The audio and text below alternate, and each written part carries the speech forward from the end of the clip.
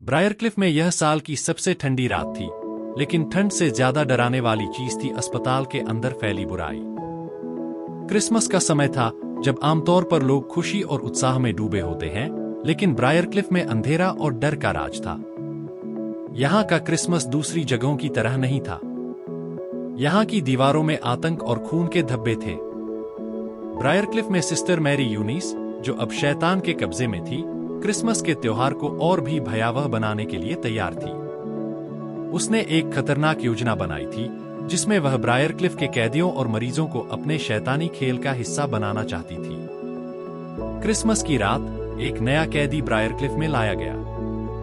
यह कैदी कोई साधारण व्यक्ति नहीं था, बल्कि ली मार्टर्स नामक एक सीरियल किलर था, जिसने कई साल पहले क्रिसमस के मौके पर निर्दोष लोगों की बेरहमी से हत्या की थी। वह सेंटा किलर के नाम से कुख्यात था। ली मार्टर्स का चेहरा एक खतरनाक और विक्षिप्त मनोवृत्ति को दर्शाता था। उसने क्रिसमस के सूट में भेष बदलकर कई लोगों का खून बहाया था, और अब वह ब्रायरक्लिफ में अपनी नई योजना बना रहा था। सिस्टर मैरी यूनिस जानती थी कि ली मार्टर्स एक खतरनाक आदमी था, लेकिन उसने उसे अपना शैतानी साथी बना लिया। उसने ली को बताया कि ब्रायरक्लिफ में वह वही कर सकता है जो वह सालों पहले करता था, खून खराबा और तबाही। इस बीच सिस्टर जूड अब पूरी तरह से पछतावे में डूबी हुई थी। उसने अपने अतीत में की गई गलतियों का प्रायश्चित करने की कोशिश की, लेकिन अब ब्रायरक्लिफ के बाहर की दुनिया में उसकी कोई जगह नहीं थी। वह अकेली, कमजोर और असहाय महसूस कर रही थी। लेकिन सिस्टर जूड को तब और ज्यादा झटका लगा, जब उसे पता चला कि ब्रायरक्लिफ में क्रिसमस की रात को एक और खून खराबे की योजना बन रही है। उसने ली मार्टर्स के बारे में सुना और वह जानती थी कि उसे किसी भी तरह से रोकना होगा। ली मार्टर्स को क्रिसमस की रात में पूरी छूट मिल गई थी। सिस्टर मैरी यूनिस ने उसे ब्रायरक्लिफ के मरीजों और कर्मचारियों को सताने के लिए स्वतंत्र छोड़ दिया। ली ने अपने पुराने क्रिसमस सूट को पहन लिया और वह पूरी तरह से खून खराबे के लिए तैयार था। अस्पताल के गलियारे खामोश थे, लेकिन ली मार्टर्स की खौफनाक हंसी और उसके कदमों की आवाज ने उस खामोशी को तोड़ दिया। उसने धीरे धीरे अस्पताल के अंदर अपने शिकार तलाशने शुरू किए। सबसे पहले उसने एक नर्स पर हमला किया।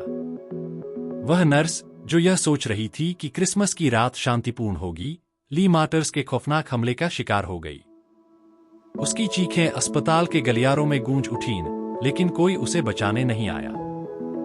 ली मार्टर्स की क्रूरता ने एक बार फिर ब्रायरक्लिफ में खून खराबे का माहौल पैदा कर दिया। सिस्टर मैरी यूनिस ने अपने शैतानी रूप में ली मार्टर्स को और ज्यादा उकसाया। उसने उसे और खून बहाने के लिए प्रेरित किया। वह जानती थी कि क्रिसमस की रात को खून खराबा और भी भयानक प्रतीत होगा, और इससे ब्रायरक्लिफ में फैली बुराई और भी मजबूत होगी। इस बीच डॉक्टर थ्रेडसन, जो खुद एक छिपा हुआ सीरियल किलर था, इस पूरे खेल को देख रहा था। उसने ली मार्टर्स के आतंक को देखा और अपने भीतर की बुराई को महसूस किया। लेकिन वह जानता था कि इस स्थिति में उसे चुप रहना होगा, ताकि उसकी असली पहचान उजागर न हो। इस पूरे खौफनाक माहौल के बीच लाना और किट, जो ब्रायरक्लिफ में फंसे हुए थे, ने अपने भागने की योजना बनाई। वे जानते थे कि क्रिसमस की रात उनके लिए सही मौका हो सकता है, क्योंकि ली मार्टर्स और सिस्टर मैरी यूनिस का ध्यान पूरी तरह खून खराबे पर था। लाना और किट ने अस्पताल के एक पुराने रास्ते को खोजने की कोशिश की, जिससे वे बाहर निकल सके। लेकिन हर कदम पर उन्हें मौत का सामना करना पड़ा। अस्पताल के हर कोने में खौफ फैला हुआ था, और वे समझ नहीं पा रहे थे कि कैसे खुद को इस नर्क से बाहर निकालें। सिस्टर जूड, जो अब अस्पताल में रहकर अपने पापों का प्रायश्चित कर रही थी, ने आखिरकार तय किया कि वह ली मार्टर्स को रोकने की कोशिश करेगी। उसने अपने अंदर एक नई ताकत महसूस की, जिसने उसे लड़ने का साहस दिया। सिस्टर जूड ने एक हथियार उठाया और ली मार्टर्स का सामना करने के लिए अस्पताल के गलियारों में निकल पड़ी। उसकी आंखों में गुस्सा और दर्द का मिलाजुला भाव था। जब उसकी मुलाकात ली मार्टर्स से हुई, तो एक खौफनाक लड़ाई शुरू हो गई। ली, जो क्रूरता और पागलपन का प्रतीक था, ने सिस्टर जूड पर हमला किया। लेकिन सिस्टर जूड ने हार नहीं मानी। वह जानती थी कि अगर वह उसे नहीं रोक पाई, तो ब्रायरक्लिफ में और भी निर्दोष लोगों का खून बहेगा। सिस्टर जूड की लड़ाई के दौरान ली मार्टर्स ने उसके चेहरे पर गहरी चोटें दी। लेकिन सिस्टर जूड ने अपनी पूरी ताकत जुटाकर ली को जमीन पर गिरा दिया। उसने उसे रोकने की पूरी कोशिश की, लेकिन ली का पागलपन उसे किसी भी तरह से काबू में नहीं आने दे रहा था। अचानक एंजल ऑफ डेथ, मौत की देवी, ब्रायरक्लिफ में प्रकट हुई। उसकी उपस्थिति ने सबको स्तब्ध कर दिया। उसने ली मार्टर्स की ओर देखा और उसे उसकी मृत्यु का आभास दिलाया। ली मार्टर्स, जिसने अपने जीवन में अनेकों हत्याएं की थीं, अब मौत के सामने खड़ा था। उसने एंजल ऑफ डेथ से कहा, तुम मुझे नहीं ले सकती, मैं अमर हूं। लेकिन एंजल ऑफ डेथ ने धीरे से उसकी ओर मुस्कुराते हुए कहा, कोई अमर नहीं है, तुम्हारे पापों का अंत आ गया है। एंजल ऑफ डेथ ने ली मार्टर्स को उसके अंत तक पहुंचा दिया। उसकी मौत के साथ ही ब्रायरक्लिफ में कुछ क्षणों के लिए शांति छा गई।